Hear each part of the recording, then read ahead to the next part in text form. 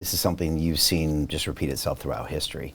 When that empire is kind of doesn't have the strength it used to have, you say a lot of times is racking up debt on the back of that, which we see, and then at some point there is a capitulation, and you're seeing that happen now. It is indisputable that the last few weeks are showing cracks in the empire, right? I mean, it's for anyone who's paid attention, it's been around for very long, but it is, I think, the first time in my lifetime where parts of the world are simply being very vocal, saying, no, just can't take this anymore. And I think the bully's strength in terms of being the reserve currency around the world is very futile, because, if China decides to drop $220 billion of its bond investments in US market treasuries, think about it. So this is a nation that is just approximately, it's 110% debt to GDP ratio. So let's say that the GDP is equal to debt, right? Which basically means that 1% rise in US bond yields, 1%, which we've seen, means that the US has to double, to grow 50% on top of the 2024 GDP growth. So US grew 2.5% in 2024, predicted to grow 0.1% this year, so zero basically.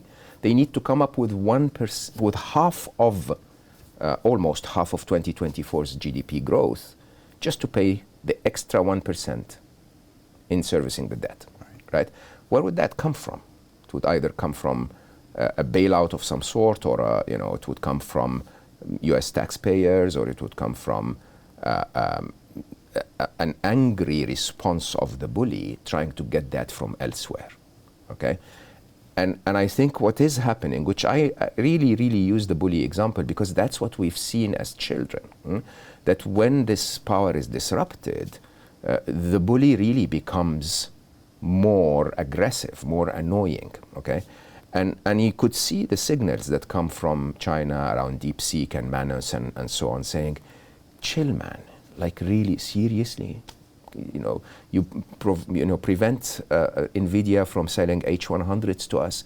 We'll do it with H80s. It's fine. We'll do it at a quarter. I mean, is it any surprise for anyone that China can do something at a tenth of the cost of America, of how America would put it? And I think the dichotomy, the interesting shock for the whole world when Stargate is signed, $500 billion, and then a week later, DeepSeek R3 comes out saying, hey, by the way, that cost us $30 million, right? It's just, can we please play together? Where's the competition when everyone without exception will get to a point in 4 to 5 years' time, probably earlier, where you plug in the wall and you borrow 400 IQ points. Imagine what you or I can do with 400 IQ points. Imagine the opening of humans' abilities in terms of understanding science, neuroscience, understanding physics, understanding biology, little things like AlphaFold and protein folding. Just think about that and the impact that has on human life. Just think about, material design that, Microsoft's contributing through AI. Just think about all of those scientific breakthroughs, and tell yourself, why are we competing? Okay, why are we competing, by the way, when in reality, if you think of the top picture, the top picture is very, very straightforward. How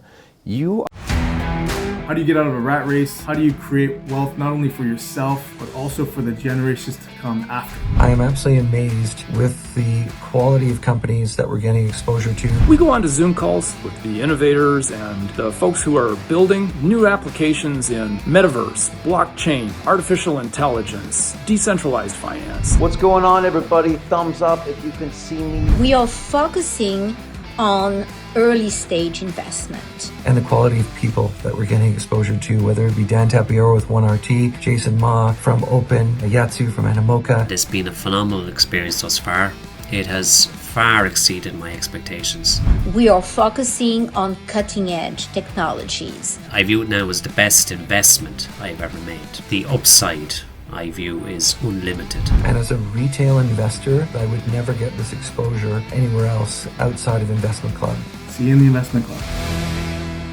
Are going to end up in an economy sooner or later, it's just a question of time, where everything's made by the machines, where none of us have jobs, right? Where if you really understand the economy, the way GDP works, 62% of the US GDP in 2024 was consumption, not production.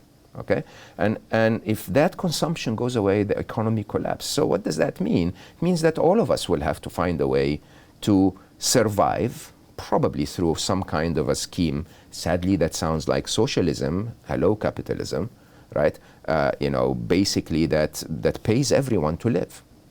And once that happens, where every one of us, because we're not valued on the jobs that we do, is paid more or less the same to sustain a wonderful life, because there's total abundance, where's the competition? What are we competing on? Okay, basically everyone's going to UBI, other than very few. Okay, and you know what? How much can those very few buy? Like how many private jets can you buy? So there'll be no consumption economy by definition. 100%. There's no other way around it. There's absolutely... Nobody can argue differently. There might be, but my stupid mind cannot see it any other way. We are competing on something that through the act of competing on, is going to vanish. So capitalism dies by definition. I don't know where. I mean, think about what capitalism is all about in terms of your labor arbitrage. It is about scarcity.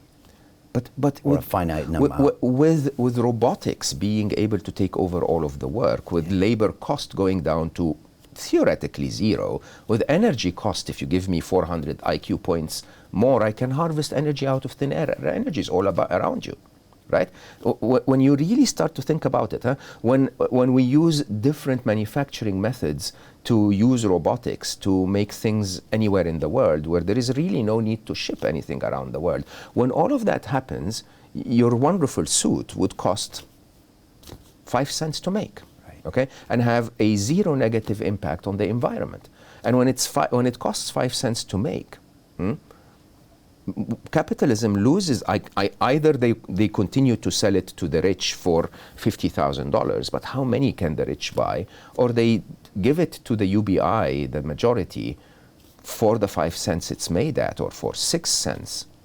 Okay, and that basically disrupts that entire concept of competition. Everyone becomes equalized, and it's the interesting thing is, will the current system lead us to a point where everyone is equalized around fairness, or will it kill a few billion people before it equalizes around fairness? Right. And I you know me really well, and so you know what I say when I'm not in front of the camera, but it is urgent. This is urgent, and this is not what the world is talking about. And and interestingly, the American mentality still is, we will beat China. We have to beat China into submission. And AI is one of the methods where we can beat China. And obviously, as you can see, the race is very, head to head, with China leading sometimes and the US leading sometimes. But the real question is, can there be a winner? Brian, can there be a winner in a world that is so highly strung on major nuclear forces around the world? Do you think there is a way where the US can actually win? Reminds me of that movie War Games that we're both enough 100%. Old enough to remember. Yeah. Where people don't know, there's, maybe it was one of the first AI movies, but there's a computer that's simulating nuclear war. And it's a fascinating movie, Matthew Broderick, et cetera. And in the end, it comes to the conclusion that the only way to win is not to play. Yeah, strange game. It seems that the only way to win is not to play. And I don't know if people will feel that, but I'm emotional about this because it's absolute madness. It's absolute madness. This fight right now between 100%. these superpowers. On everything, by the way. Right. On everything. AI is just one of them.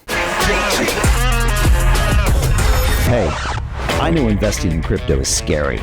It takes a real leap of faith. because there are so many scams, rug pulls, and bad actors out there. It's a dangerous business, which is why 95% of people lose all their money. Well, that's why I created the London Real Investment Club, so you can access the hottest deals on the planet and use the crypto bull market to create the generational wealth that you deserve. Join my team of over 100 people from around the world that are making millions of dollars behind the scenes investing in blockchain, AI, Web3 games, DeFi, Bitcoin, and more. Don't miss out. Click the link below to book a call with one of my team now. But hurry, this bull market will end soon. I know investing crypto can be scary. That's why you gotta join the investment club. Pull the trigger. Let's do this.